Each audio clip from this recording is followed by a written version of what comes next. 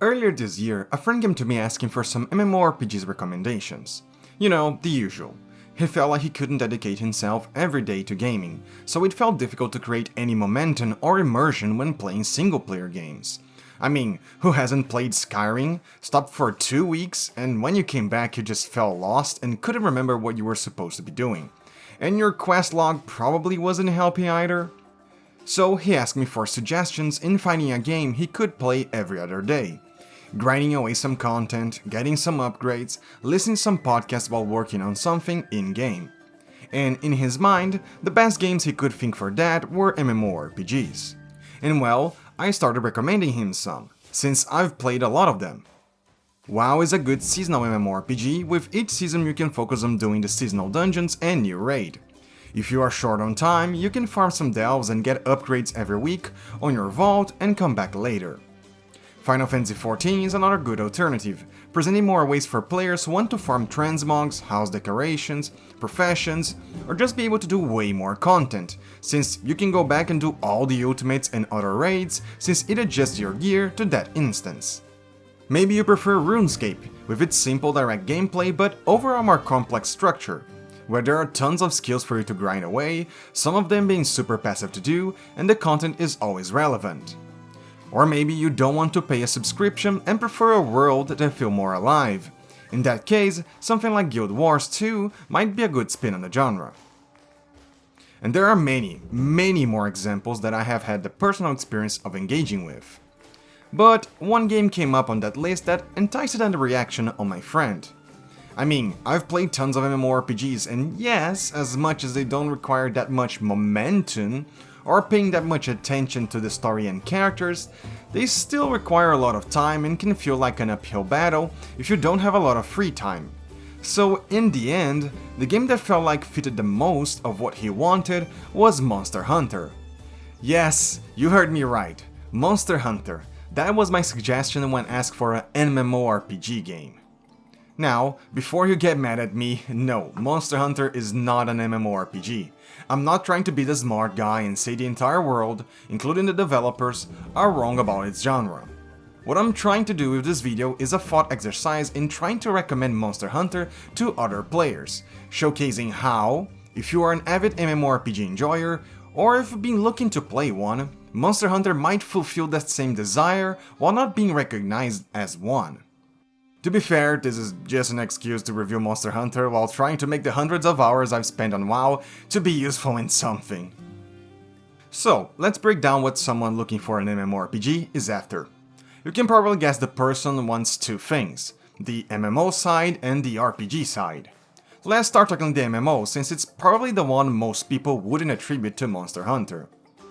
When someone is looking for an MMO, he is generally looking for a game where social interactions come into play, either by some kind of content being enforced to be done with a group of people, like dungeons and raids, or by some kind of content being made easier by interacting with other people, like trading materials, joining together to finish a quest faster, or befriending a player who can move you around faster. He wants to interact with people, either by choice or by obligation. Also, he probably wants a bigger pool of people, since if he were only looking for 2 or 3 people, he might as well just be playing games like Repo, Lethal Company, or Peak with his friends. Unless he doesn't have any friends, and if that's the case, I feel you. Now, that's where Monster Hunter fails, and so the video should end here. I mean, you can play the game alone and solo every monster, not much for social interaction. But let's stretch our thought a little bit longer. First, yes, the game doesn't enforce multiplayer, nor does it possess an open world where you can meet people. But it does offer a taste of that. One is the fact that some fights will require or will be made easier if you do them with 3 other people. Fights like Behemoth, Alatrion, Safi'jiiva, and Fatalis are much more enjoyable if there's more people to share the monster's attention. And I would probably say that's how most people ended up killing them for the first time. The second fact is that there is a pretty big lobby, with up to 100 players. Yes, that doesn't sound like a lot, but many MMORPGs, for example WoW, have layers that limit the number of players in a certain zone, so it's not like you can see 1,000 players there either. And yes, by simply being in a lobby and joining others people hunt, you are going to end up making friends. I've helped people in the past, gave them some tips, and some weeks later they invited me to farm decorations with them. I've also joined hunts where people taught me different strategies, telling me when and where I should be using flash pods, streamer pods, or safe spots to get an edge over the monster. I've talked about different weapon strategies, talked over which combo was easier to perform against certain monsters, discussed which build is more effective or offered the most amount of defense for certain fights, and so on. Yes, the game might not be massively social, but anyone who has played Monster Hunter can probably tell a story in the comments about its many interactions with other players. So I think it's fair to say that it provides an environment that facilitates and advocates for a community, feeling that desire for social interaction. And I mean, it's not like MMORPG's communities are good just because they are massive. WoW breeds toxicity with its community always min-maxing the fun out of the game.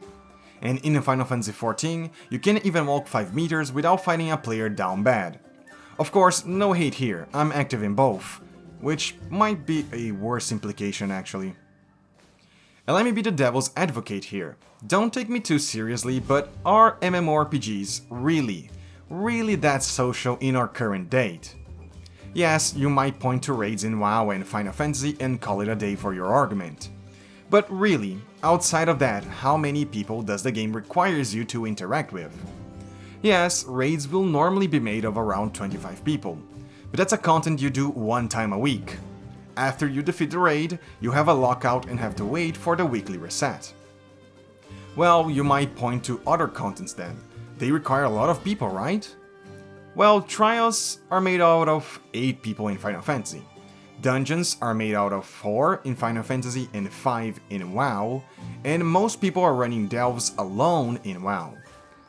Like, if we look at WoW, much of the game revolves around gear upgrades and its vault mechanic.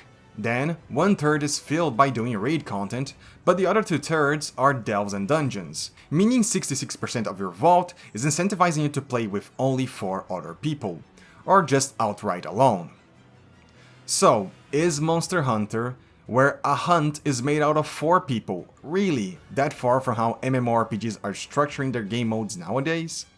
You see, as much as the concept of an MMORPG promises you to interact with many people, the reality is you are probably just going to do content with 3 to 4 other people at max. So I think Monster Hunter can be made to at least not lose points in this regard. And even if you cite the social interactions happening in capital cities like Limsa Lominsa or Goldshire, you can probably find the same happening in campsites in Monster Hunter, with people showcasing different transmogs, dancing or emoting together, or well, again, being just as horny as the other communities. I mean, to close out my thoughts, even the life cycle of Monster Hunter is similar to those games. First, you buy the game just like these other examples. It comes with a lot of content, but its endgame is not finished.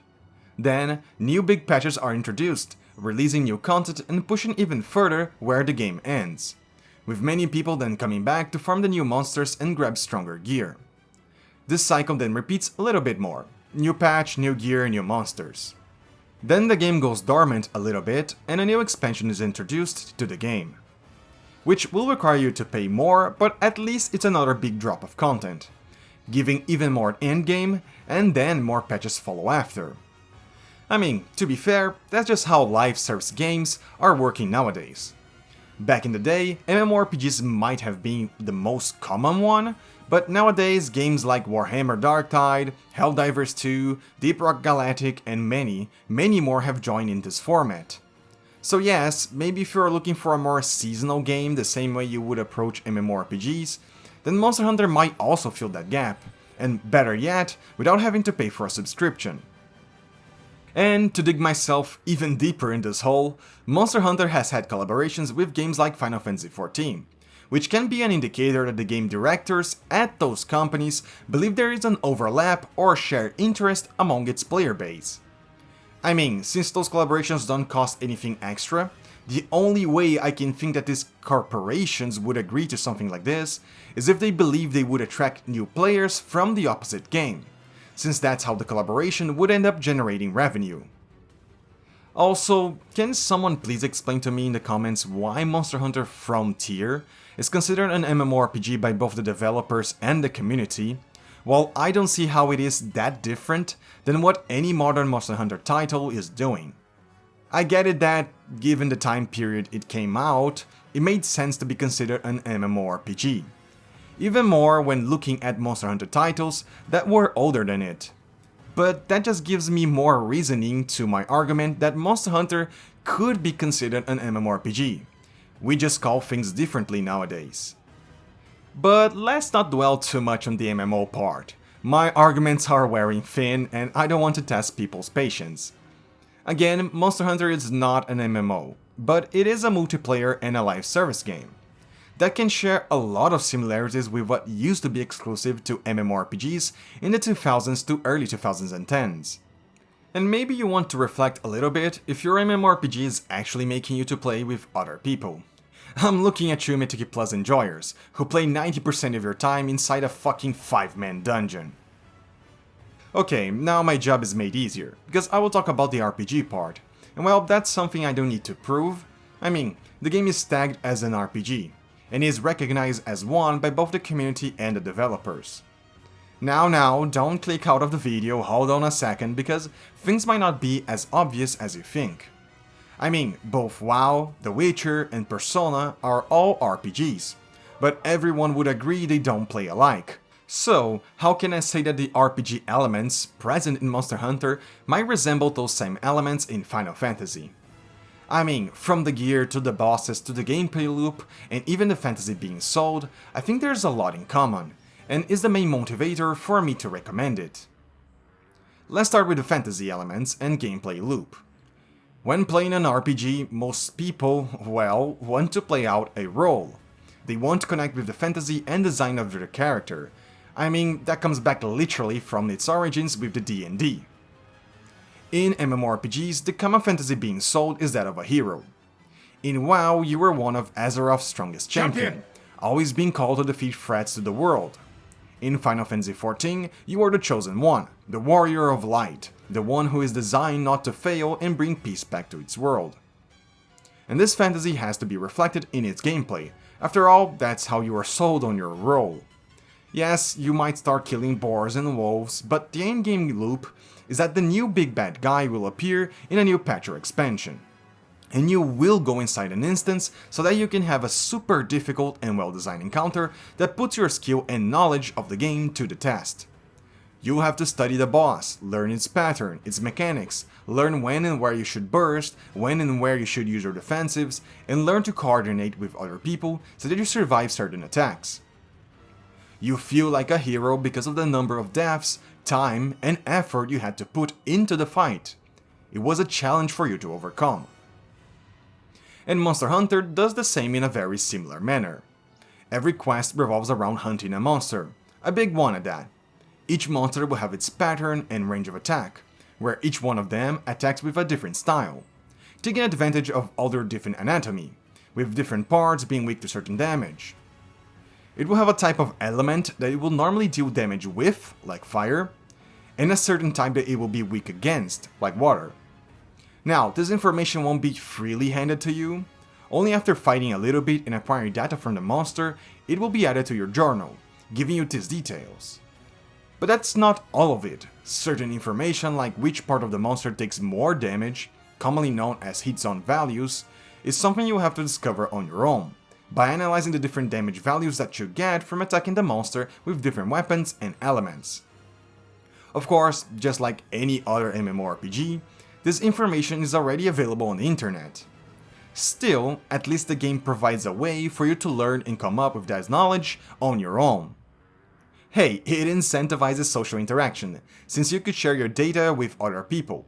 Hence, all of you have access to a bigger data lake, creating better analysis about where the monster is more susceptible. And man, this is the better aspect of Monster Hunter when compared to other titles. Most MMOs tend to put some barriers and some long grinds just so you can finally get to those cool fights in raids or dungeons. And that's fine, that's the entire thing about the genre, a massive world that you can spend and live a second life inside. But if you're like me who plays MMORPGs for their encounters, then Monster Hunter is just the best part of those games. Every hunt, you'll be going against something that could be considered a boss. Hell, that's probably why collaborations with Final Fantasy XIV are becoming a staple, since translating their monsters to be a raid boss is easy, and transforming a raid boss into a monster also feels like it fits so nicely. Monster will transition between states, becoming more or less aggressive. Their attacks will chain in overlap, but at other times, they will only send one attack at a time, giving you ample opportunity to see how he builds up and animates that attack, and what trajectory it will take, allowing you to learn how to dodge or where a safe spot is so you don't lose uptime. If you are playing with other players, the second part is so important, since if the monster is focused on someone else, it is good to know that an attack that is not meant to be aimed at you won't even cause you to stop attacking.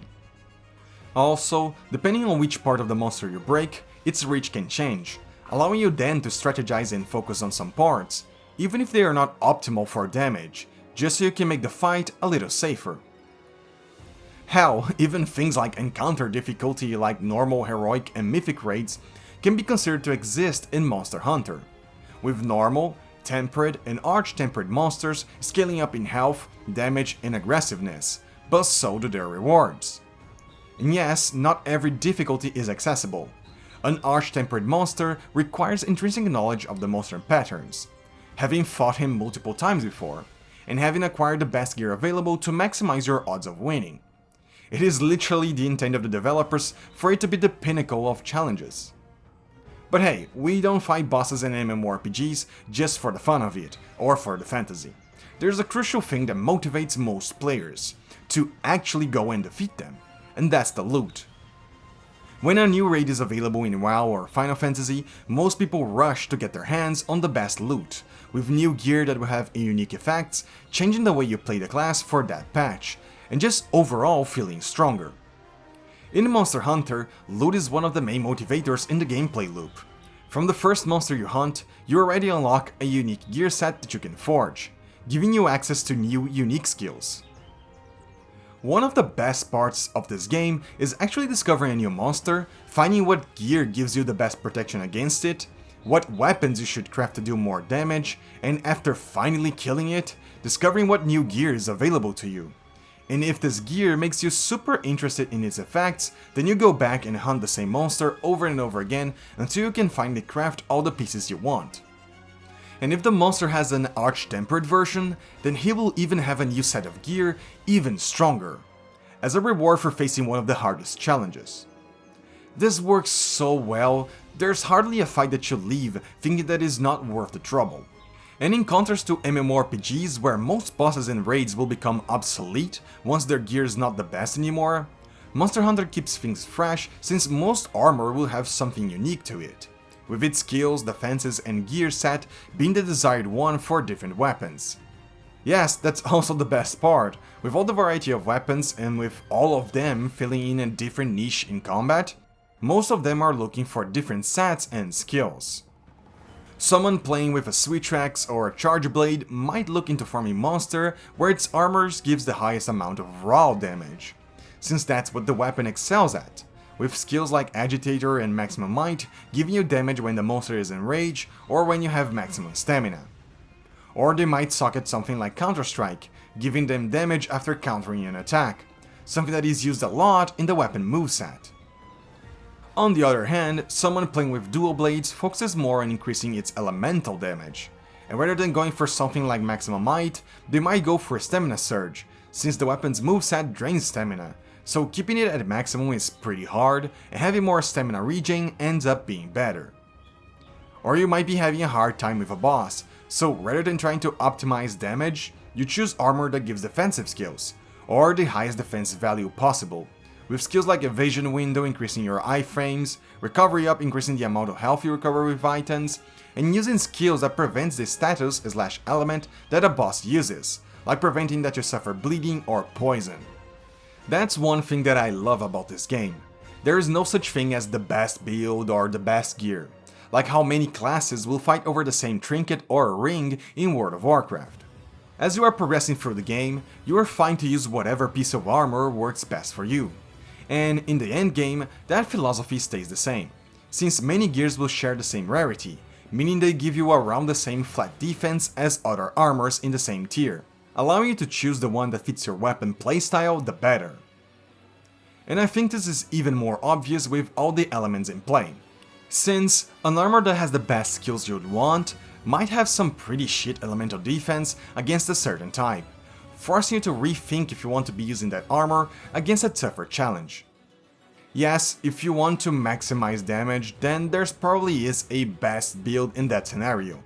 That's probably what speedrunners will be using, but hunting is not always about maximum damage, since I believe most of the player base will not be able to finish a hunt without being able to be hit with a single attack or never missing uptime. So I believe it's better to think about consistency. How can you come up with a build that allows you to kill fast enough without failing the mission? And depending on what you are struggling with a monster, that build will probably change to better counter that. Now, I've avoided that topic for some time, but with me mentioning weapons, I probably should tackle the whole class fantasy. I mean, most people playing MMORPGs are expecting to play in one of 3 roles, with damage, tanking and healing being different roles. And beyond that, they probably expect something like differences between choosing a paladin or a warlock, a warrior or a hunter, and so on. Now, traditional classes don't exactly exist in Monster Hunter, not in the modern titles. Yes, each weapon will excel at something, but everyone is trying to deal the most amount of damage. And even things that were exclusive back in the days, like ward, dashes and parries, have now been made somewhat available to most weapons. Yes, a lance will excel the most at being defensive, allowing you to turtle and play super safe, poking behind your shield. A dual blade will excel with its fast strikes and allowing you to be constantly dodging and never fearing that you will overcommit to an attack. The greatsword will deal some of the highest damage in a single hit, but will also require a lot of planning into finding a window of opportunity to charge it. And a hammer might look to hit more into a monster head, being right at the center of damage, with the reward of concussing the monster into the ground. And so many more different weapons that change your playstyle so much. From the buttons you will press for combos, from the different reach of each weapon, and to what skills synergize with its kit better, weapons might not be your traditional class, but they will still have almost the same amount of impact on how you feel when playing the game. And of course, it's not like everything is accessible to you. When jumping into a different weapon, you will need to hunt some monsters so you can craft it, since you probably already ran out of materials crafting the weapons you are currently using. And the same for finding the best gear, since if you want to give this weapon a fair shot, you probably want to be using the correct skills. And that's where you get addicted and enter into a loop. You hunt stronger monsters, craft stronger gear, make the best gear for each fight, and eventually, once you feel like you've mastered every monster, there are still all the other weapons you could learn, trying to hunt every single hard encounter back again. Yes, I think that if you've hunted every monster and made some strong builds with a weapon, you might as well call it a day and play another game, just so you don't burn yourself. Or, if you really crave more Monster Hunter, you could just play another one in the franchise, and then, on that new game, use a weapon that you've never used before. After all, take a break. Eventually a new update will arrive, bringing new monsters and gears, making the game feel fresh once again, giving you a reason to log back in. But since I'm trying to convince people who enjoy MMORPGs, I should maybe tackle what there is to grind in this game. One is the aforementioned gear, but outside of that, you can still farm decorations, arm upgrades, and Artian weapons. Decorations are different gems you socket into gear that allow you to gain the skills I've mentioned before. Gear will have its native skills, but with the decoration slots, it will allow you to refine that gear to fit you perfectly. Now, decorations have different socket sizes, and when you acquire a decoration, it will be random. You will roll to discover what size and skill it will get. And there is no guarantee of getting a specific decoration. You can hunt for higher rarity, but that only increases the chance of it becoming a higher size, which are the gems with stronger effects, but the skills that it will give are always random. So, if you want to min-max a build, you'll probably need to non-stop hunting until you finally get it. And that's not even considering the scenarios where you want the best skills for each weapon, and for each combination of gear. This will probably give you easily 50 to 100 hours of farming every possible decoration.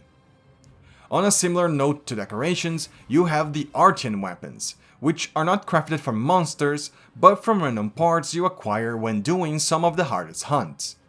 Right now, they are some of the best for almost every weapon type, since they can have some of the highest raw values, sharpness, and decoration slots.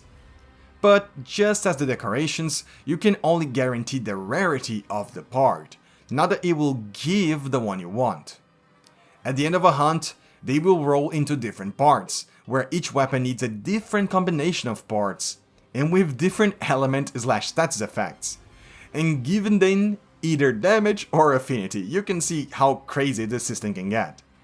So if you want to craft the true best weapon, you also need to grind for the perfect combination of parts. But that's not all, both your armor and Artian weapons can be upgraded. For armor, you need armor spheres, and for Artian weapons, you need special ores. These are really slow to farm, since each mission tends to reward with 1 to 2 at best, with the game even providing the ability for you to exchange spare monster parts to craft them. But they are really expensive, so you need to hunt a lot of monsters, both for the drop and to use their parts. And again, this is another step into min-maxing. Wouldn't say that it is required, but if you want the best odds and the smallest hunt times, you want to upgrade them. All of this video, just to not be able to prove that Monster Hunter is an MMORPG. Anyway, not like I hold an attachment to this argument. I just hope that at least the topic was able to keep you engaged in learning more about Monster Hunter, and whether or not it is something for you. I absolutely love this game. I think the fact that you always have an objective to be grinding towards, mixed with some of the best fights I've ever experienced, and with some genuine captivating monster designs, that just makes you so addicted to its gameplay loop, always having something to be engaged with. Not only that, but it makes everything more special once you get attached to a monster, after having fought against it multiple times over and over again.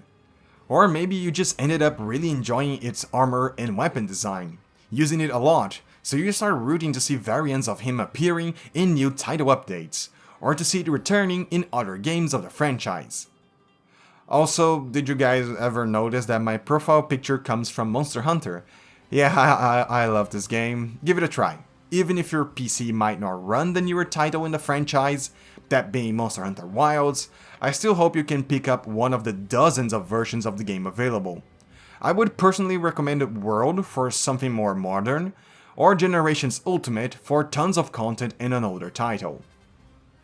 Hope this video lasted long enough for you to finish whatever meal you guys were eating. Now excuse me while I bring all my friends from Final Fantasy XIV to fight against Omega. Hope to see some of you guys hunting out there. Goodbye.